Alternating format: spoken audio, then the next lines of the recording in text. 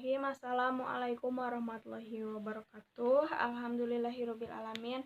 Wassalatu wassalamu ala asrofil anbiya'i wal mursalin wa ala alihi washabihi ajmain amma ba'du. Pertama-tama marilah kita panjatkan puji serta syukur kehadirat Ilahi Robbi yang telah memberikan kita rahmat serta karunia sehingga kita dapat berkumpul pada kesempatan diskusi virtual kali ini. Baiklah, pada kesempatan kali ini kami dari kelompok 4 akan membahas mengenai masyarakat madani dalam perspektif Islam. Sebelumnya saya akan memperkenalkan anggota kelompok 4 beserta materi yang akan dibahas. Yang pertama, Adrian Nurzulmi membahas mengenai pengertian masyarakat madani. Yang kedua, Kirana Lutfia Faramesti membahas mengenai masyarakat madani dalam perspektif Islam, poin ke-1 dan kedua. Yang ketiga, Sekar Arum Ambia yang membahas mengenai masyarakat madani dalam perspektif Islam, poin ke-3 dan ke-4.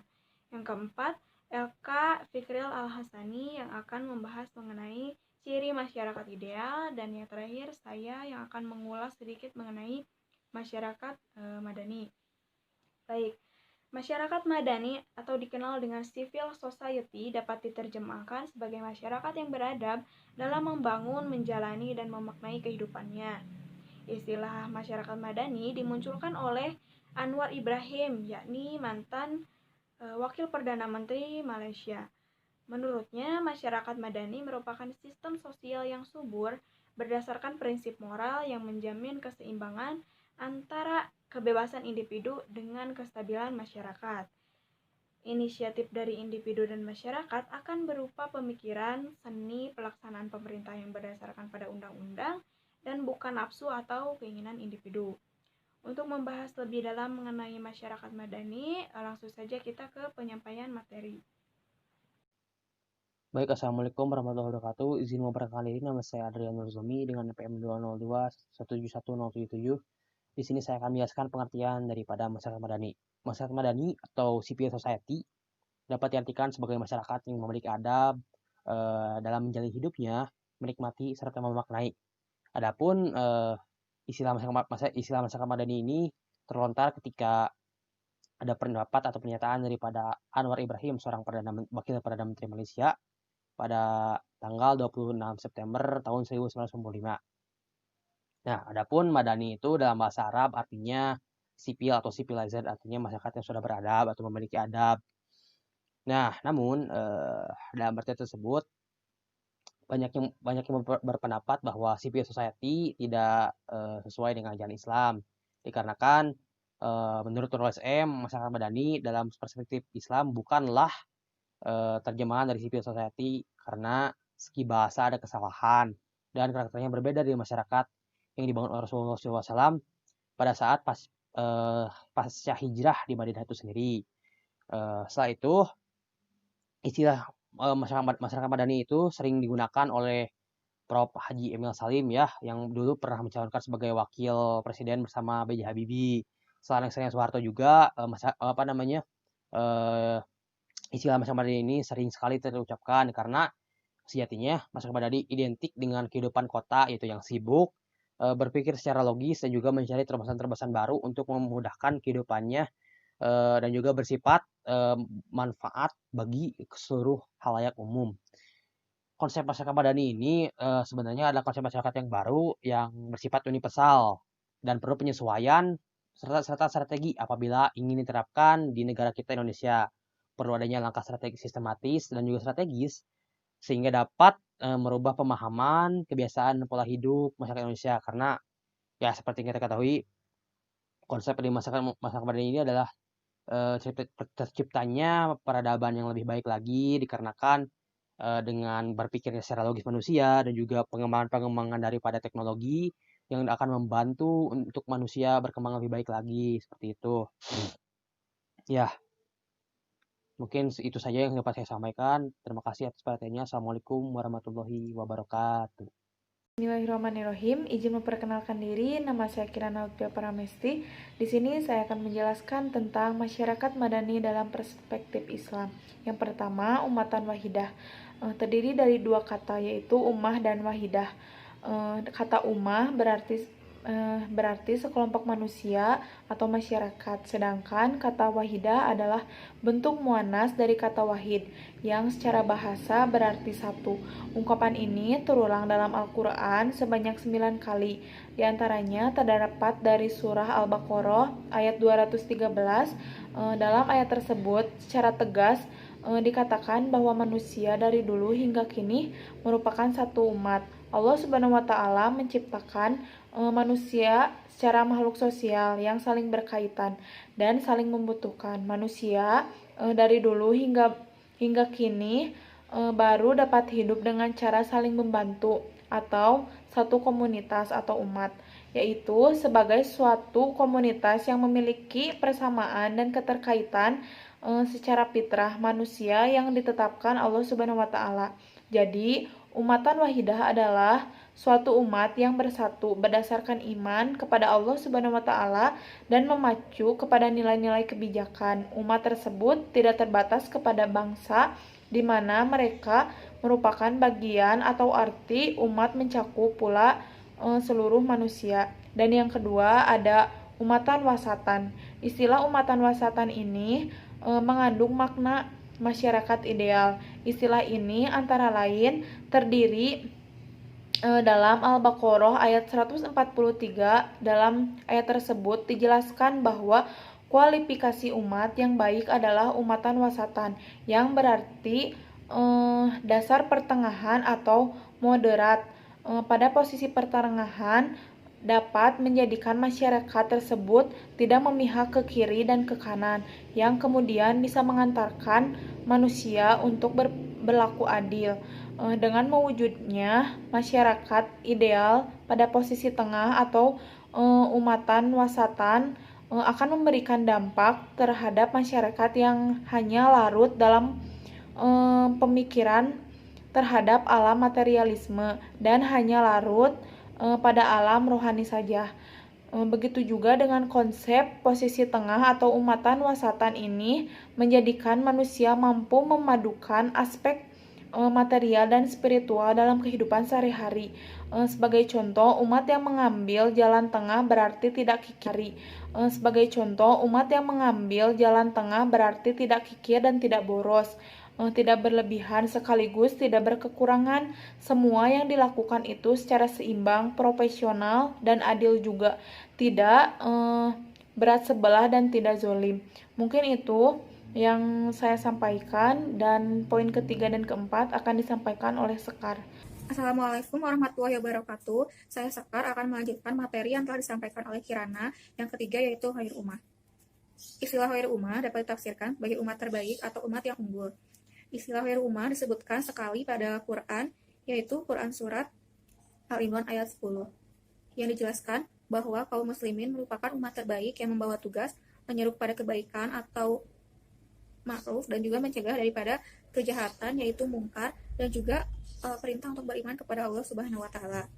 Jadi khairu ummah dalam pengertian masyarakat unggul adalah bentuk yang ideal sebagai masyarakat Islam yang ditunjukkan dalam identitas sebagai muslim dengan integritas keimanan, kontribusi positif terhadap manusia lainnya secara universal, dan perjuangan pada kebenaran dengan aksi amar ma'ruf dan nahi mungkar.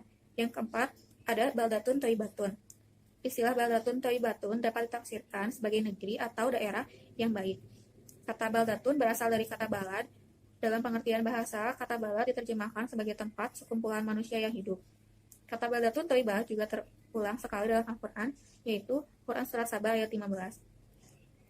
Negeri baldatun thayyibatun adalah negeri yang baik, makmur, damai, dan juga penuh ampunan Allah Subhanahu wa Ta'ala. Cara untuk mewujudkan negeri baldatun thayyibatun yang pertama dengan ikhlas ibadah kepada Allah. Jadi kita itu dalam beribadah, dalam bekerja, dalam melaksanakan aktivitas harus didasarkan pada keikhlasan kepada Allah Subhanahu wa Ta'ala. Karena pada dasarnya tujuan diciptakan manusia ke bumi ini adalah untuk mengabdi kepada Allah. Nah, jika kita sudah ikhlas, maka tujuan tersebut sudah tercapai. Yang kedua, akhlak penduduk yang mulia. Jadi dalam suatu negeri itu masyarakatnya diharapkan memiliki sifat jujur, adil, saling tolong-menolong, menghargai sesama atau toleransi. Dengan begitu, suatu negara akan kuat tatanan masyarakatnya, sehingga perpecahan itu akan akan meminimalisir adanya perpecahan suatu bangsa. Nah, yang ketiga, adanya keseimbangan antara urusan dunia dan urusan akhirat. Jadi, kita itu harus seimbang urusan dunia dan akhiratnya. Tidak boleh berat sebelah, tidak boleh hanya menitik beratkan pada urusan dunia saja, tidak boleh juga menitik beratkan pada urusan akhirat. Karena bangsa yang baik hanya akan terwujud jika terdapat keseimbangan atau kebaikan antara jasmani dan rohani. Yang keempat adalah dengan bertaubat kepada Allah Subhanahu wa Ta'ala. Sekian yang dapat saya sampaikan. Mohon maaf karena banyak kekurangan. Wassalamualaikum warahmatullahi wabarakatuh. Assalamualaikum warahmatullahi wabarakatuh. Perkenalkan, nama saya Al-Kafikir Al-Hasani. Di sini saya akan menjelaskan tentang ciri masyarakat ideal. Yang pertama, beriman. Masyarakat ideal menurut Al-Quran adalah sebuah kondisi masyarakat yang mempunyai fondasi keimanan yang kokoh terhadap Allah Subhanahu wa Ta'ala. Hal ini juga dijelaskan dalam Quran Surat Ali Imran ayat 110, bahwasanya di dalam ayat tersebut dijelaskan keimanan kepada Allah Subhanahu wa Ta'ala diposisikan pada urutan ketiga dari syarat-syarat menjadi masyarakat ideal. Menurut Harun Nasution, amar ma'ruf dan nahi munkar merupakan pintu keimanan serta yang memelihara keimanan tersebut. Dalam hubungan dengan ciri masyarakat ideal dalam Al-Quran juga, iman yang dimaksud ialah keimanan yang diajarkan Al-Quran dan hadis Nabi Shallallahu Alaihi Wasallam. Al-Quran dan hadis Nabi Shallallahu Alaihi Wasallam mengajarkan sebagai objek-objek keimanan yang harus diimani oleh seorang muslim, yang dimana rukun Islamnya yaitu yang pertama beriman kepada Allah Subhanahu wa Ta'ala, kedua beriman kepada para malaikat, yang ketiga beriman kepada kitab-kitab Allah, keempat beriman kepada rasul-rasulnya Allah, kelima beriman kepada hari akhir atau hari kiamat, dan terakhir beriman kepada qada dan qadar Allah Subhanahu wa Ta'ala. Ciri masyarakat ideal juga dijelaskan dalam Al-Quran bahwasanya masyarakat yang di dalamnya adalah orang-orang yang sepenuhnya beriman kepada Allah Subhanahu wa Ta'ala. Keharusan mempunyai iman baik dalam kehidupan individu maupun bermasyarakat diperkuat juga dalam Quran Surat Al-Asr ayat 103 yang dijelaskan bahwasannya manusia itu berada dalam kerugian kecuali orang-orang yang memiliki empat ini. Yang pertama iman, yang kedua amal soleh, yang ketiga berwasiat kepada kebenaran, dan keempat berwasiat kepada kesabaran. Kedua, amar ma'ruf. Kata ma'ruf berasal dari bahasa Arab. Dalam bahasa Arab, kata ma'ruf merupakan isim maf'ul yang berarti tertulis atau ditulis. Kata kerja dari kata ma'ruf adalah arafa, yang mempunyai arti mengetahui, mengenal, atau melihat dengan tajam, atau mengenali perbedaan. Selanjutnya, kata ma'ruf diartikan sebagai sesuatu yang dikenal atau diketahui.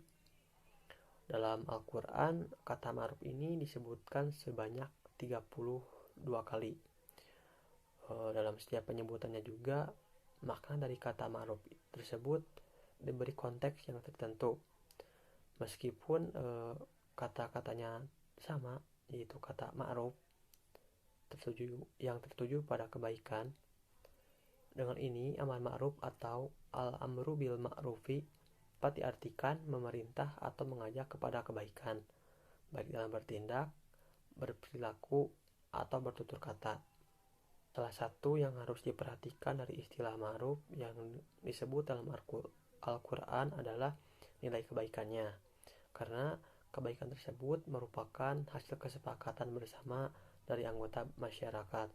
Kesepakatan tersebut itu dibuat oleh anggota masyarakat yang bertujuan untuk kepentingan bersama. Yang ketiga, nahi munkar. Nahi munkar berasal dari bahasa Arab.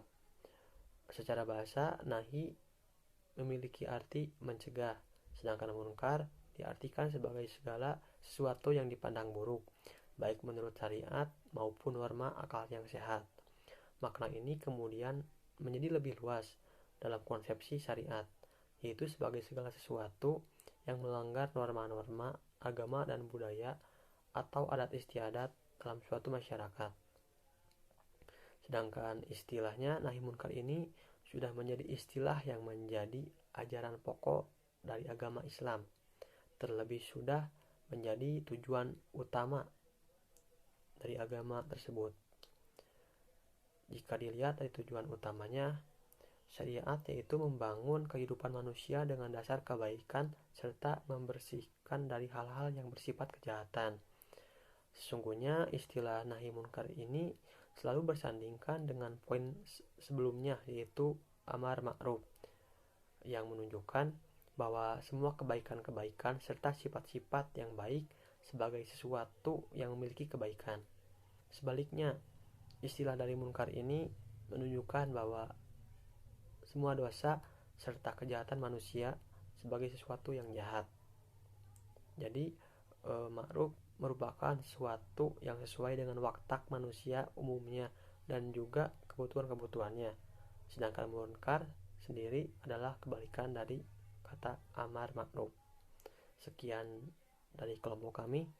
Mohon maaf bila banyak kekurangan. Ditutup saja dengan doa. Rabbana atina fid dunya hasanah wa fil akhirati hasanah wa qina adzabannar. Wassalamualaikum warahmatullahi wabarakatuh.